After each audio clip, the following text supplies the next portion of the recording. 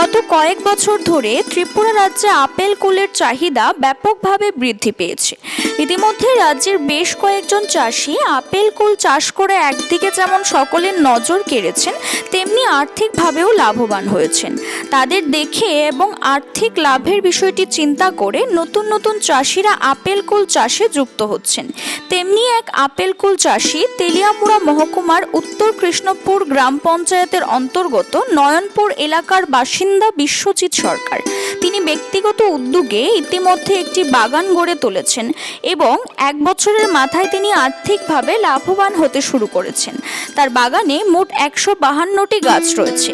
এবছর প্রতিটি গাছেই বিপুল পরিমাণ ফলন হয়েছে। এক একটি গাছ থেকে সর্বোচ্চ 25 থেকে 30 কেজি কুল সংগ্রহ করা যাবে এবং যে গাছগুলোতে তুলনামূলক কম ফলন হয়েছে এগুলো থেকে 8 থেকে 10 কেজি ফল সংগ্রহ করা যাবে বলে আশা করা যাচ্ছে। ইতিমধ্যে গাছ থেকে কুল সংগ্রহ করে বিক্রি করার কাজ শুরু করেছেন। তেলিয়ামুড়া, কল্যাণপুর, মোহরছড়া, তোতাবাড়ি ইত্যাদি এলাকার স্থানীয় বাজারগুলোতে পাইকারি দামে বিক্রি করছেন। সর্বোচ্চ 70 টাকা প্রতি কেজি দামেও বিক্রি করেছেন পাইকারিভাবে বলে জানান। এবছর তার বাগানে প্রথম ফলন হয়েছে। এই গাছগুলো কলকাতা থেকে কুরিয়ারের মাধ্যমে আনিয়েছেন। এক একটি গাছের চারা বাড়িতে নিয়ে আসতে প্রায় 80 টাকা করে খরচ হয়। সব মিলিয়ে এখন পর্যন্ত তার প্রায় 45,000 টাকা খরচ হয়েছে।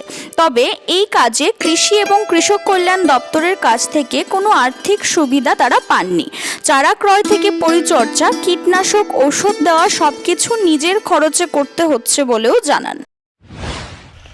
কৃষ্ণপুরের উত্তর কৃষ্ণপুর গ্রাম পঞ্চায়েত নয়নপুর এলাকা আমরা কুলবরি লাগাইছি। এখানে 152টা গাছ আছে। এর আগে আমি করছি না, আর আমার যেটা তবে এরা করছে, আমি এবারই ফার্স্ট করছি। আমার সম্পূর্ণটা আমার নিজের ব্যক্তিগত টাকা দিয়ে।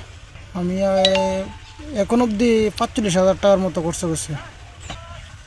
অনেক গাছে তোমার যদি ভালো ফলন হয় 25-30 কেজি যায়, অনেক গাছে যদি কমায় 8-10 কেজি যায়, ন্যূনতম 70 টাকা কেজি। আমরা বেশি, কল্যাণপুর বেশি, মোরচড়া বেশি, তুতাবাড়ি বেশি, চালাগুড়ি আমরা কলকাতা থেকে আনি।